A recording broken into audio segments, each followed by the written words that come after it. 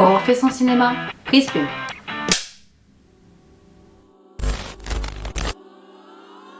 Camille, 12 ans, l'aînée d'une fratrie de 4 enfants, est passionnée par le cirque. Un jour, ses parents joignent une communauté catholique pour se rapprocher de leurs valeurs religieuses qu'ils avaient oubliées. La jeune fille doit renoncer à la vie qu'elle a toujours menée, tandis que la famille sombre dans la sectarisation. Les Éblouis est un film français qui a été réalisé par Sarah Succo et est sorti en salle en 2019.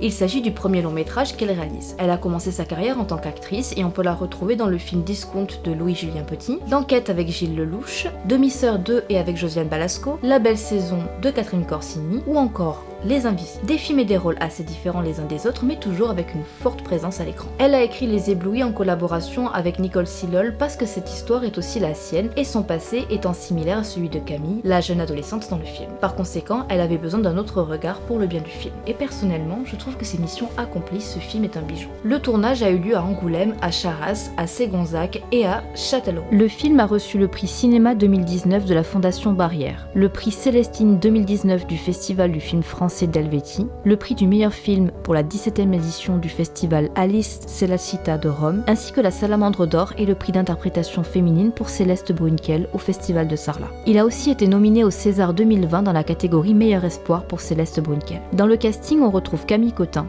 Jean-Pierre Daroussin, Éric Caravaca, Céleste Brunkel, Laurence Roy, Daniel Martin, Spencer Bogart, Benjamin Gauthier ou encore Armand Royaume et Jules Dios Francisco.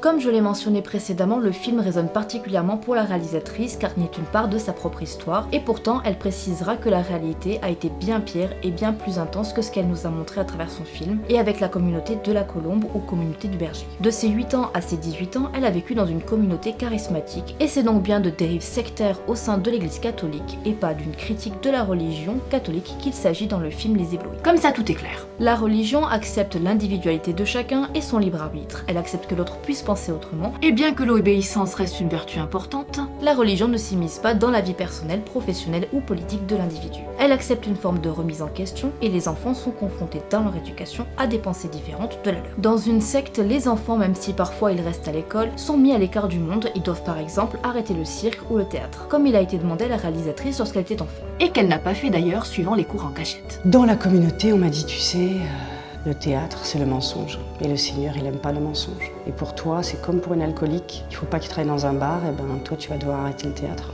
La secte clame détenir une vérité fixe à laquelle il faut obéir, et où toute autre forme de pensée est réfutée. Ce qui n'a d'autre conséquence que de créer des êtres uniformes et possédant la même pensée sans remise en question. La clé pour pouvoir manipuler et créer des moutons aveugles, éblouis par leur berger qui leur montre le chemin. Et bien sûr, la science n'existe pas. Comment la théorie de l'évolution de Darwin peut exister si c'est Dieu qui a créé le monde? N'importe quoi. Au sein des béatitudes, on aspire à l'Esprit Saint, mais l'esprit critique dérange. C'est un trait fondamental pour son fondateur Ephraïm. Ses meilleures brebis sont celles qui ne posent pas de questions. Ça avait l'air un peu idyllique, quoi. Ils avaient un beau château, très écolo, on faisait même les confitures. De l'extérieur, tout est merveilleux, et c'est après où ça commence à dévier.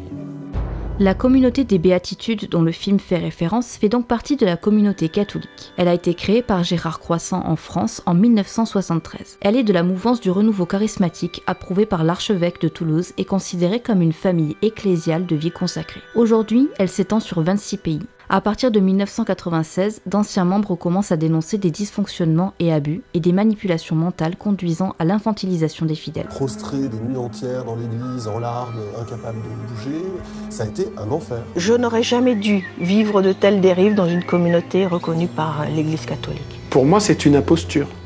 Cette spiritualité est une imposture dans l'Église. Des dérives sectaires sont également évoquées. Des années plus tard, des abus sexuels seront aussi révélés et des enquêtes seront lancées. Sarah Succo n'a pas explicitement dit qu'elle avait été dans cette communauté en particulier, mais la communauté des béatitudes, toujours en fonctionnement, s'est empressée de se plaindre de l'image que le film donne de leur communauté. La situation décrite par la réalisatrice n'en reste pas moins réelle. Elle s'est enfuie à 18 ans de la communauté charismatique dans laquelle elle était. Ses frères et sœurs ont également réussi à s'en sortir, mais elle n'a plus reparlé à ses parents. Ce film doit vraiment être pour elle une libération, parler enfin de ce qu'elle a vécu, mais également mettre en garde contre ces pratiques en montrant montrant vraiment le glissement vers la sectarisation. On voit le processus de manipulation pour gagner la confiance qui, une fois acquise, pousse les fidèles à faire un peu n'importe quoi. Parce que si Jésus l'a dit, c'est forcément vrai. Sarasuko montre justement jusqu'où cela peut aller, même si on a du mal à y croire tellement c'est surréaliste, comme le bêlement.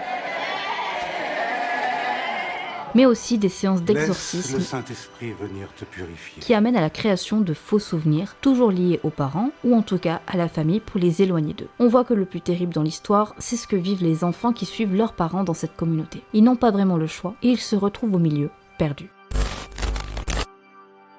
Le film parle du combat de Camille entre son amour pour sa famille et sa volonté de sortir de la communauté du berger. Un frein à son épanouissement et à sa vie. Dans la réalisation aussi, on ressent cette dualité en particulier dans la manière dont les couleurs et les lumières ont été choisies. Une véritable confrontation entre la vie qui anime Camille et la communauté qui tente de l'aspirer dans le but de ne laisser qu'une coquille vide. La séquence d'introduction du film est très belle, on peut voir Camille qui donne une représentation à son école de cirque dans laquelle elle fait un numéro à l'élastique. On voit à quel point c'est une gymnaste qui a beaucoup de talent, on voit aussi le travail musculaire qu'elle a dû fournir, mais également quelque part le fait qu'il y a toujours une part de risque, si elle perd le contrôle, elle pourrait tomber et se blesser. C'est une première séquence très esthétique et artistique aidée par les lumières de la mise en scène qui pourrait éblouir les artistes ou les spectateurs. C'est une séquence qui est réussie parce que je trouve qu'elle raconte déjà à elle seule les enjeux du film et surtout du personnage de Camille, trouver un équilibre pour ne pas tomber. Le peu des cours de cirque que nous verrons dans le film sont très importants et sont en totale divergence avec ce que Camille va vivre dans la communauté. Alors que le professeur de cirque et le théâtre essaie d'aider ses élèves à aller à la recherche de qui ils sont à l'intérieur et les laisser s'exprimer, la secte quant à elle veut leur donner des réponses depuis l'extérieur. Il y a finalement quelque chose de très philosophique, le théâtre permet d'aller à la recherche de sa vérité intérieure alors que les béatitudes vont donner à leurs fidèles une vérité toute faite et qui ne vient que d'un seul homme. C'est d'autant plus primordial que Camille est une adolescente et donc en construction.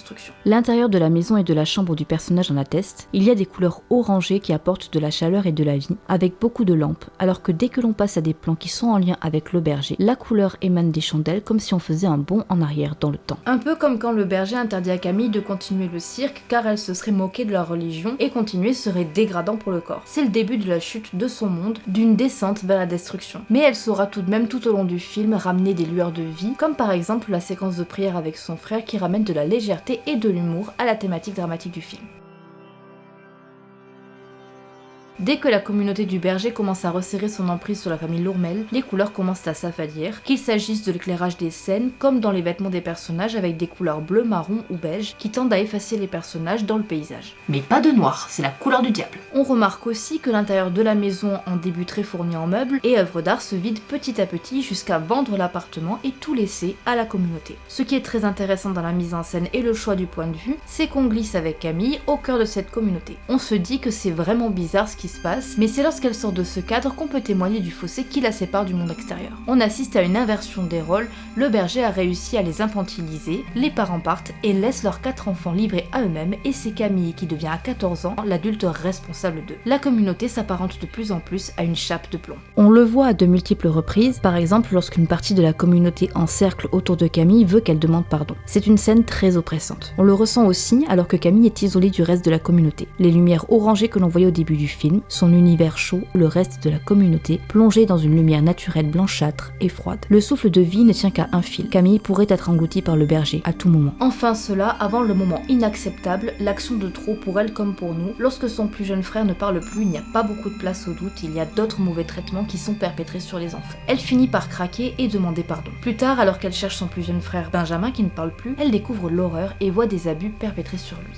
On voit tout à travers son regard et le pire c'est que sa mère ne la croit pas et donc ne protège aucun de ses enfants. C'est la goutte d'eau, l'ultime rébellion puisqu'elle va grimper sur la grille comme s'il s'agissait de barreaux d'une prison pour s'échapper. Alors qu'elle attend avec Boris dans le couloir froid bleuté du commissariat, elle va se diriger dans une pièce où les lumières ont des tons chauds, rassurants, comme le pull de la policière à qui elle va tout raconter. La séquence de fin marque vraiment un tournant pour Camille qui revient chercher ses frères et sa sœur pour les arracher à la communauté. La manière de filmer est très intéressante car elle apporte une certaine forme de protection. En effet, il y a 2 types de plans. Ceux qui sont faits depuis l'intérieur de la voiture, du point de vue de Camille, avec les vitres de la voiture qui forment une barrière, avec soit des plans sur elle et ses frères et sa sœur, et il y a des plans qui sont filmés depuis l'extérieur de la voiture du point de vue de la mère, qui voit sa fille dans la voiture et on comprend que les personnages sont arrivés à un point de non-retour. La mère ne pourra plus rejoindre sa fille, qu'elle perd pour toujours. Les communautés charismatiques sont implantées partout en France. Aujourd'hui, les dérives sectaires, c'est 90 000 enfants victimes chaque année. Tant qu'il n'y a pas un drame, on n'est pas comptabilisé. C'est des enfants qui sont sous pression, qui sont coupés du monde, qui ne comprennent plus rien. Au fond, c'est des enfants qui ont besoin d'être soutenus.